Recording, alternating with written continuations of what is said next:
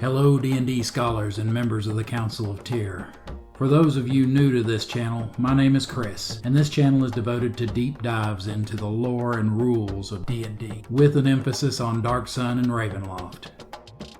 Today we're going to dive all the way to the bottom with an exploration of what is canon, specifically as it pertains to the Dark Sun setting. I'll present my thoughts, then here's the special part. You'll get a chance to have your say too, by voting in the poll below and giving the Dark Sun community your 2 bits worth in the comment. Hopefully we can have a lively and respectful debate in the comments.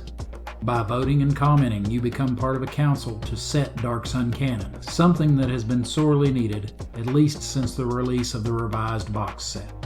I'm excited to hear your thoughts on the matter. This video is being brought to you by Dark House Rules Games. We have a large number of game accessories and products to help DMs and players improve the enjoyment of their games. Right now I have a free giveaway going on. Just click on the link in the description below and you will receive a pack of game tokens useful for use on virtual tabletops and your real tabletop at home. This pack has 98 PNG tokens and the same 98 tokens in PDF in case you want to print them out and cut them out for use on hand-drawn maps at home. Okay, now I'll move on to what's going to be in this video. First, I'm going to start with what canon is and why it's important to a shared narrative. Once I have the definitions out of the way, I'll move on to presenting the potential sources of canon material and making a case for why we may or may not want to include them in canon. Finally, I'll summarize my position on what should be considered canon. With that done, it's up to you to present your stance in the comments and respond to my arguments as well as those of other commenters to help us come to a useful conclusion. Now come right in and take your seat at the Council of Tyr. One more thing, because this video will be on the long side, I'm setting timestamps in the timeline.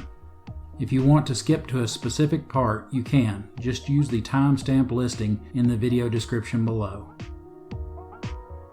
Okay, now that we have that out of the way, we can get down to it. You may want to keep a pen and paper handy to jot down notes for your comments. Remember, your opinion is important as a member of the Council of Tyr. The first thing I'll cover in this discussion of canon is, what is canon and why is it important? According to Wikipedia, quote, "In fiction, canon is the material accepted as officially part of the story in an individual universe of that story." End quote. Wikipedia also states, quote, "The alternative terms mythology, timeline, universe, and continuity are often used." End quote. It is this last synonym that leads us to why canon is important. Continuity is what gives us council members as DMs a base from which to compare. Here's a somewhat hyperbolic example of what I'm talking about. Without a basis for us to work from to understand each other, communication breaks down. If I were to spill a drink on the hardwood floor of my home office and my wife said, "Quick, get a paper towel," but I had decided that paper towel meant this, well, I think it's safe to say I'd be sleeping in the doghouse. Well, how's that apply to Dark Sun Canon, I hear you eminent members of the council ask?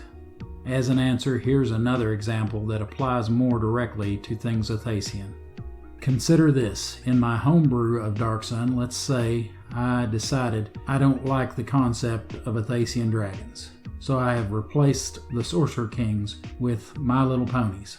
Furthermore, because the My Little Ponies would never have committed the worldwide atrocities involved with the Cleansing Wars, because of this, Athos still has all the races that were killed off in those wars, as well as forests and seas aplenty.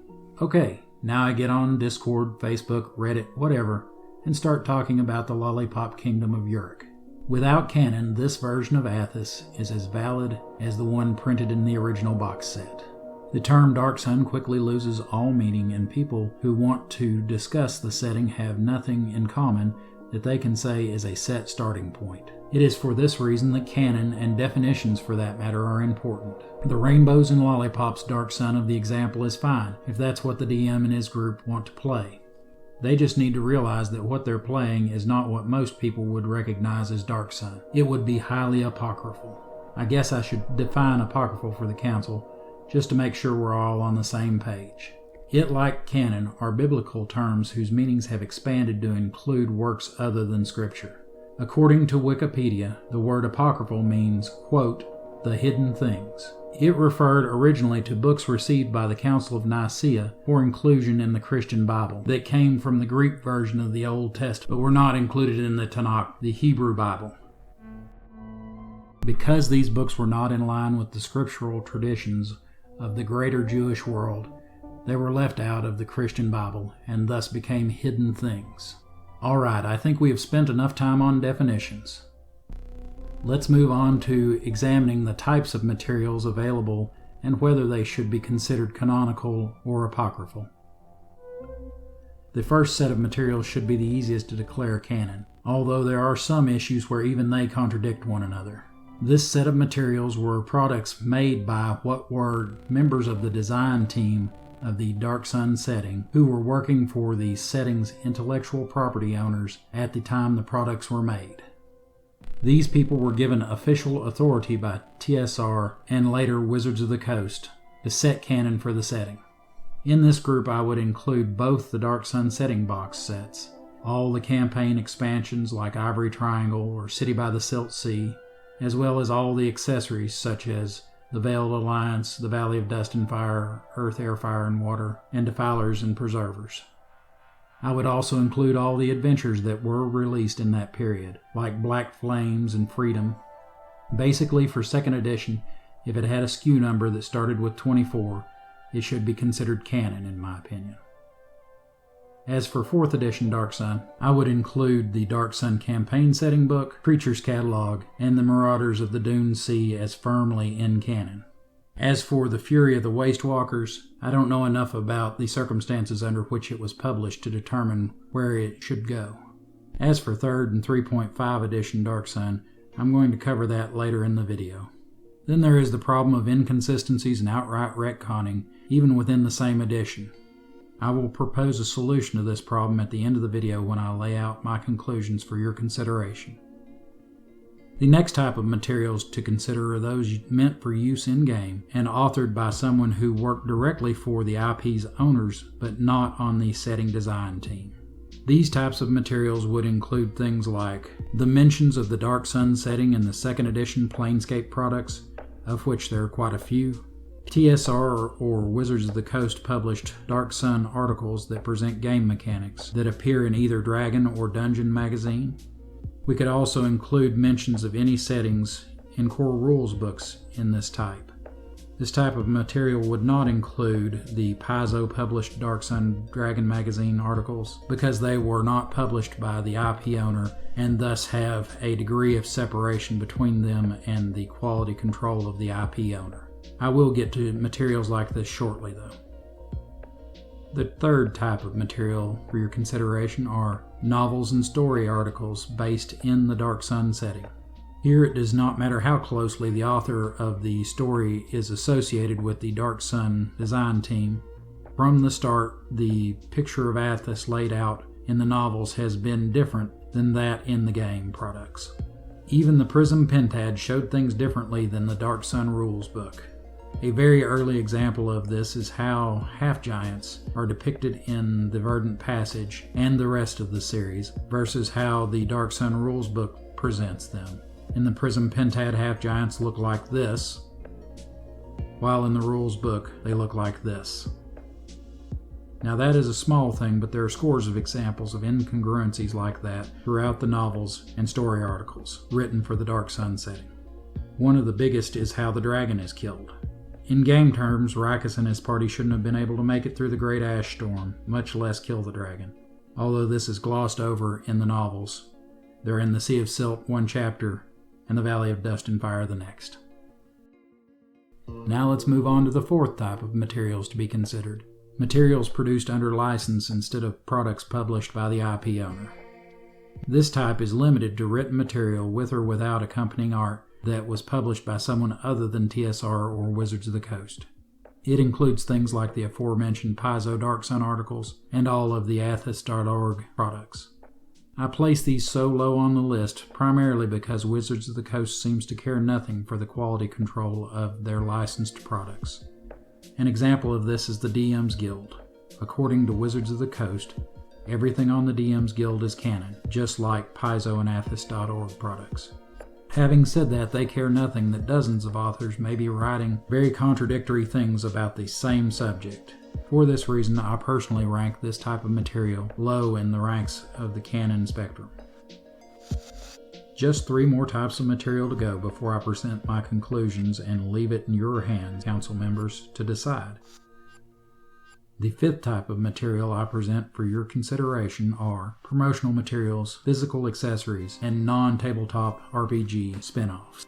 This type of material includes things like collector's cards, minis, video games, and comic books. Like the last group, this one suffers from quality control issues. Materials from this group were often produced by people with only the most perfunctory knowledge of the Dark Sun setting. For this reason, many mistakes were made and many liberties taken. Here's a great pair of examples that go together. As you can see, the creatures depicted on both the card and in the form of the mini are clearly both Ataric. But on both the card and the mini listing on the people of the land say it's a mole, which it is not. Another problem with this type of material arises when great artistic license is taken, such as when SSI, the creator of Wake of the Ravager, put a Tarrasque on Athos. If it weren't for their official license, I would place these Dark Sun materials as the lowest materials. Their license is their only saving grace. This next to the last set of Dark Sun materials for the Council's consideration are those that are fan-made products. The only reason I place them below the above products on this list is their lack of official sanctioned recognition by the IP owners. The quality of these products varies widely, from poorly researched articles with no art or maps, to products that are higher in quality than many of the later releases for the Dark Sun 2nd Edition line.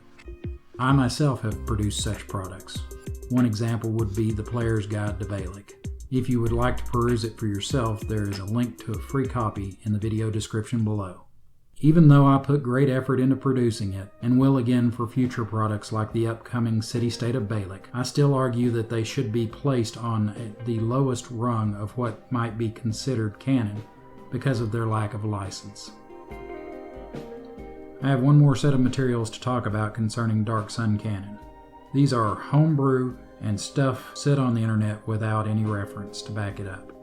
Just because someone has been DMing Dark Sun from the day it first hit the store shelves back in 1991 does not necessarily mean that what they say, if it can't be backed up with a strong reference, is canonically correct. Many of my Dark Sun videos would fall into this category if I had not given references to bolster my position. Because of this, I think all of these things should be considered apocryphal and left out of Dark Sun Canon. Well, that's enough said about that. Let me now move on to my conclusions. Great Council of Tyr, here are my conclusions. Please take them into consideration, then vote in the poll and present your own arguments on what should be considered canon in the comments section below. That is where the actual decision will be arrived at after your polite debate is done. My conclusions are these. Because there are so many sources of potential canonical material, we should adopt a tiered system of canon, much like the one used by Star Trek fans. They have Memory Alpha, which is their hard canon. It contains everything that appeared on screen in the movies or on a television show or web series that were produced by the IP owners. They then have Memory Beta, which is made up of materials like novels and promotional accessories, an example of which would be the Star Trek The Next Generation Technical Manual. In this two-tiered system where Memory Alpha and Memory Beta disagree, Memory Alpha is considered to be canon and Memory Beta falls into the apocryphal status.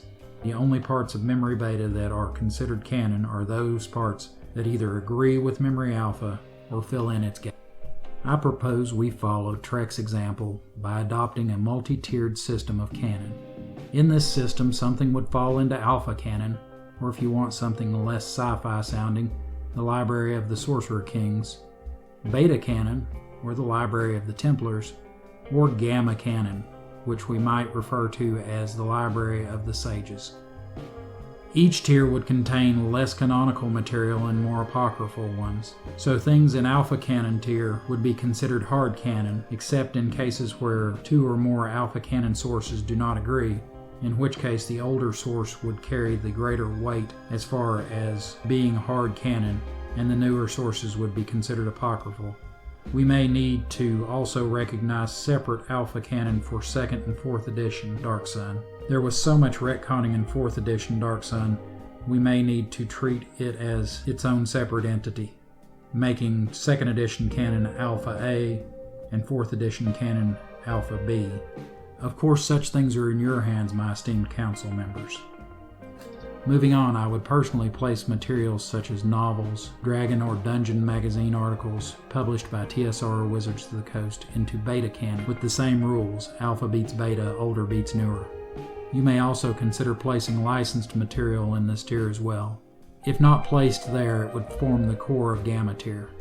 Speaking of Gamma tier, what should be? This tier gets a little tricky. As stated above, it may or may not include licensed materials like ISO Dark Sun articles, as well as all of the Athos.org materials. This is of course unless you decide to place those materials in beta tier. Outside that, the remaining materials are vastly differing in quality and fidelity to alpha canon.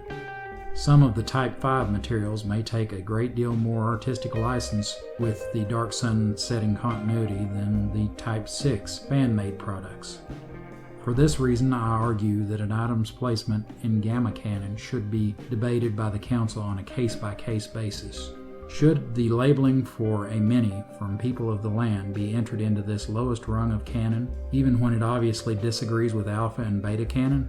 I would argue against it.